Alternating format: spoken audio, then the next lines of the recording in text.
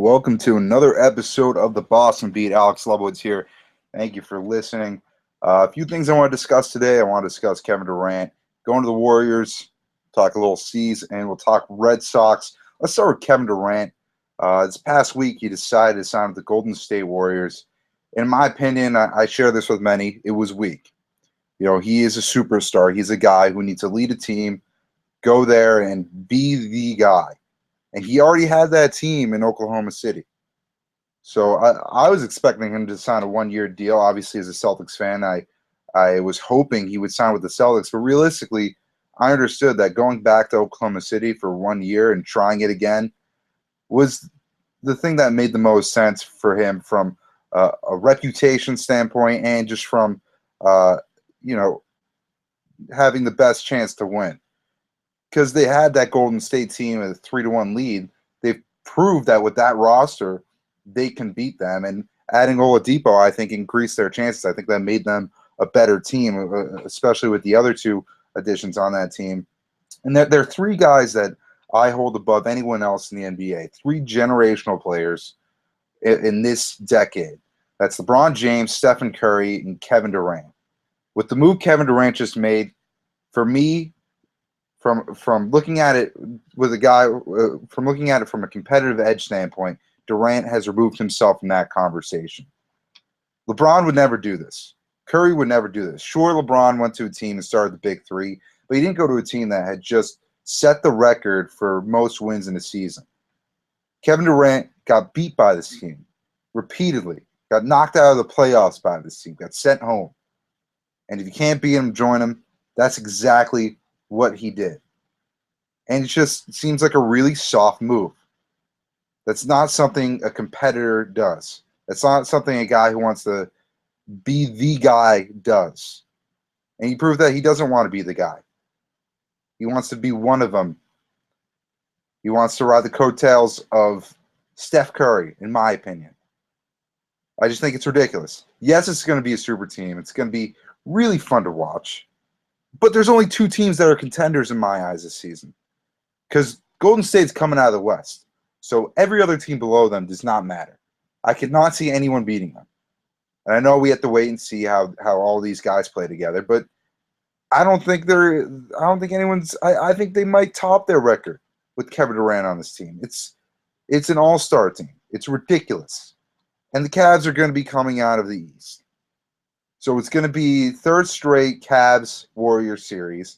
And for the first time in my life, I'm going to be a LeBron James fan and root for that team to beat the Cavaliers. Because what this is doing is just perpetuating the notion that you need to have all these guys, that you need to make the super team to win. And it's not fun to watch as someone who's a fan of the other team. I am a fan of the NBA, not a diehard fan. There are a lot of people who like it more than I do. But one of the reasons that I don't like it as much as other people do is because there's zero parity. It's always LeBron James and the Spurs, LeBron James and the Warriors. It's the same teams every year. You know if your team has a legitimate shot at making the finals. And this season, there's two teams that have that legitimate shot. You can argue the Spurs, but I don't think they're beating the Warriors. The Thunder, definitely not. The Clippers, no way. The Trailblazers, nope. It's the Warriors and the Warriors. That's it coming from the West. Cleveland is the only team that still stands a chance in the East. I don't think anyone else has made improvements to top them. Indiana has done a lot of great stuff. The Celtics brought in Horford. We'll get to them later. And Westbrook obviously is on the table, but I don't think he's going to put any team above that mark and beat the Cavaliers as long as LeBron James is on that team. And again, I understand why KD did it. He's desperate for a title. He wants to win. And I know he doesn't care what anyone's opinion is. But I think he should. I think he should care how he's perceived by his peers, how he's perceived by fans of the league.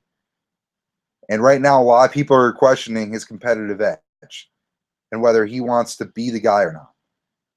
And rightfully so. It's just a weak move that I couldn't see anyone else making at his caliber. This isn't a role player. This isn't a six-man. This isn't even just an all-star who's a great piece on a big three. This is one of the top 3 players in the NBA going on the team that just set the single season wins record with one of the top players in the NBA, one of the top 3 players in Steph Curry, probably the second best, and Draymond Green and Klay Thompson and all these guys. Just doesn't make any sense to me why he would do that, because it's going to hurt his legacy in the long run. And part of me wants it to fail. Just so that it doesn't work out. Just so players don't take this shortcut like Kevin Durant did. And the Celtics, they got screwed out of KD, which sucks. They didn't get screwed out of him. They realistically never really had much of a chance. They were probably in the top 3 consideration. I think he was considering them more than other people think he was. I think they had a legitimate shot, but at the end of the day, he just wanted to win that badly.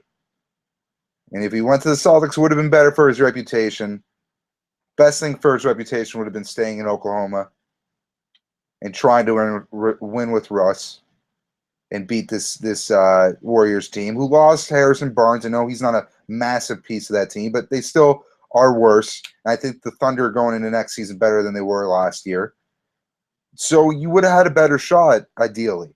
I don't know why he didn't try to take it. I don't know. And that means Westbrook's on the table too. So will the Celtics try to trade for him? Will Danny Ainge try to pull some strings? And for me as a Celtics fan, I don't want them to do it unless you know he's going to sign a contract extension, because the reality is you're going to have to give away one of those Nets pick, and it's going to probably be the one next year. And not only that, I don't think he's enough to put you over the edge. I don't think that having Westbrook on the Celtics is enough to beat the Cavaliers. I really don't. And especially when you consider what you'd have to give up for him, it's not worth it. You're going to have to give up a lot of your assets for this one guy for probably this one season, because he's going to test the market. He's going to want to see what the Knicks offer him. He's going to want to see what the Lakers offer him. He's going to get a max deal, obviously, but I mean, when I say offer, I mean that generally. What the situation is going to be like in this city, not only from a team standpoint, but from a lifestyle standpoint. He's a guy who cares about that stuff. You got to take into consideration. And Boston isn't really the hub of happening things. So I don't think he's gonna put him over the edge. I want the Celtics to keep this Nets pick, because I don't see any move that can put the Celtics over the edge to beat that Cavaliers team, to represent the Eastern Conference. I think right now they're borderline 2-3 seed with Al Horford. I thought that was a great deal because they have the money. I know he's 31, but you got to spend it somewhere. And Horford was a decent addition. He's not a superstar, but he makes his team a lot better.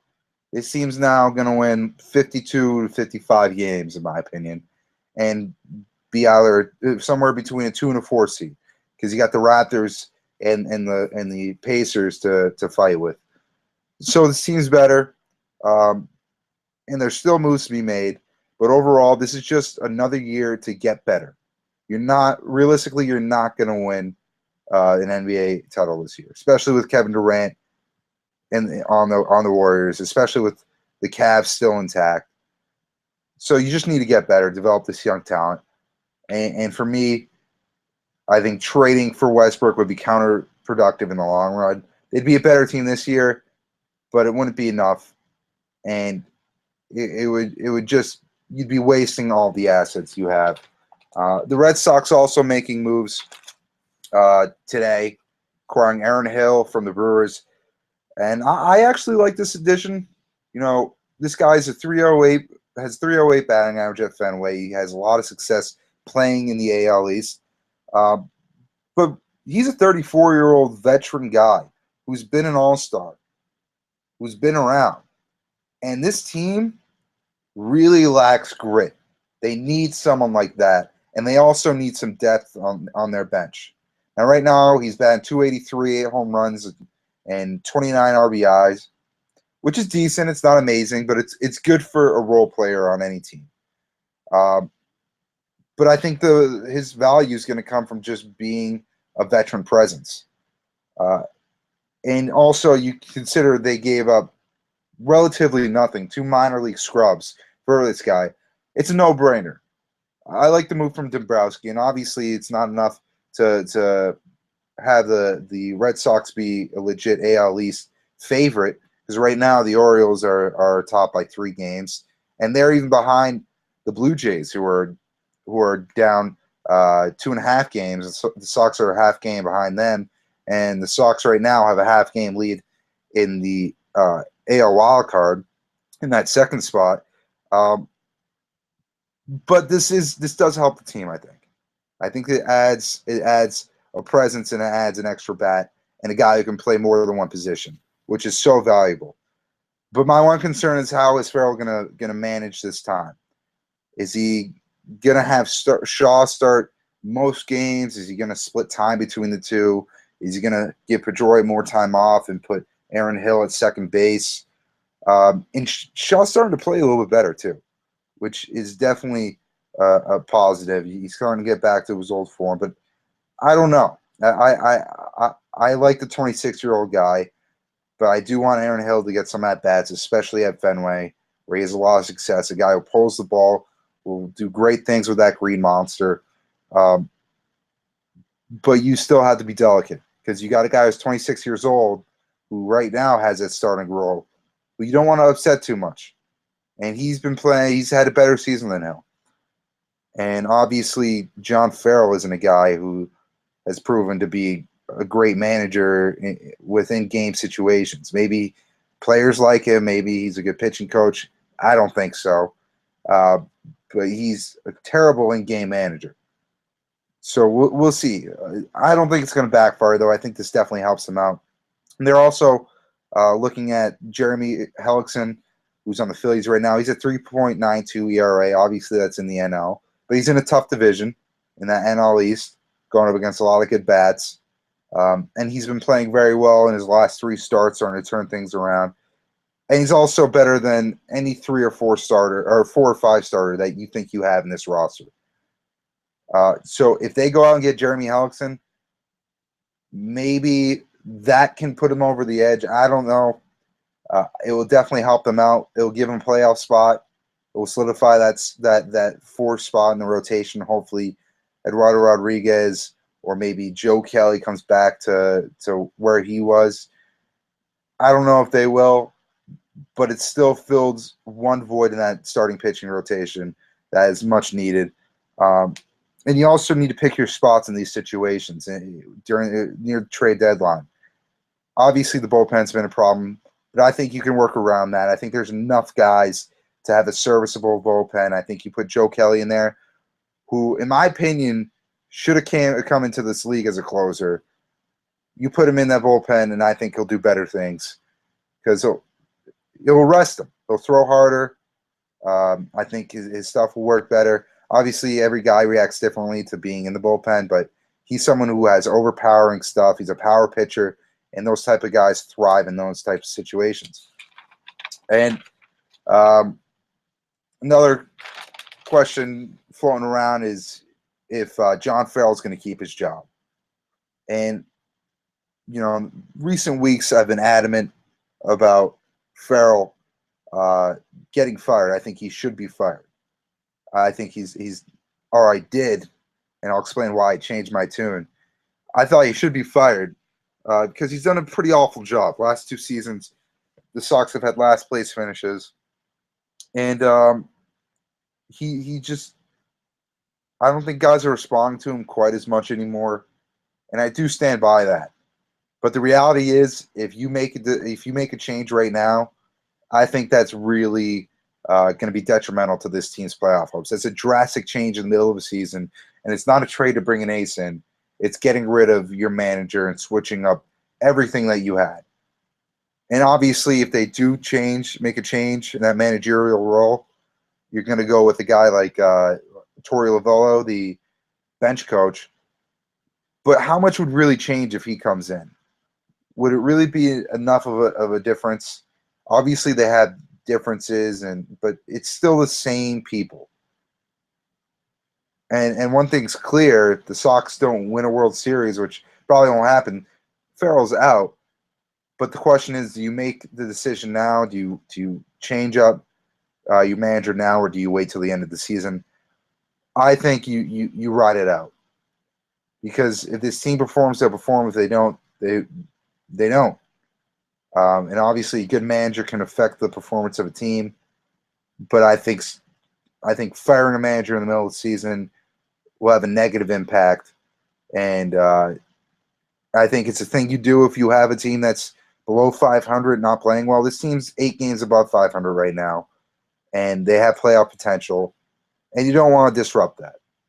Obviously, not a great manager, but you don't want to disrupt what this team has right now, even if it's not up to par, even if it's not what you really want. They can still turn things around.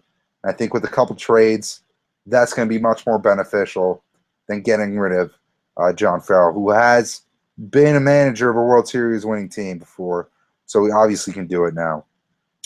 And that's going to do it for this week's edition of the Boston Beat. Join me next time.